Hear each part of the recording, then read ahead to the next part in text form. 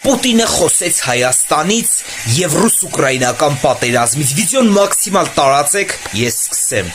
Նախ մի հատ թեթև անդրադառնանք ռուս-ուկրաինական պատերազմին, հայտարարեց որևէ բանակցություններ չկան, որևէ փաստաթղթեր չկան ու ինքը որևէ խաղաղության գնալու պատճառներ այս պահին չունի։ Այսինքն սրանով ֆիքսենք, որ թքած ունի թե Թրամփի գծած պայմանագրի վրա ու թե ամեն ինչի վրա։ Ես ասել էի այդ միշտ, ժողովուրդ ջան, ինքը որ մի բան սկսում է, ավարտել չունի։ Երկրորդը խոսեց Հայաստանի վերաբերյալ, Հայաստանի վիճակը հապկում, ասում է, գիտեք ինչ ասում է, հա դե Հայաստանը ինքնակամ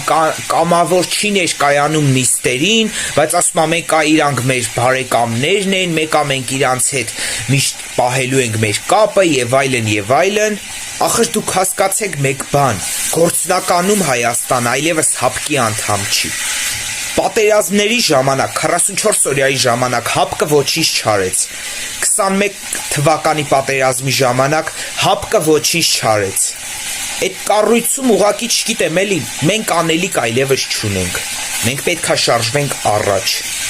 իսկ ռուս-ուկրաինական պատերազմի վերաբերյալ լինենք անկեղծ ժողովուրդ ջան, շատ բարդ շրջան է սպասվում Ուկրաինային, ինչպես Զելենսկին էր հայտարարել, ծանր ձմեռ։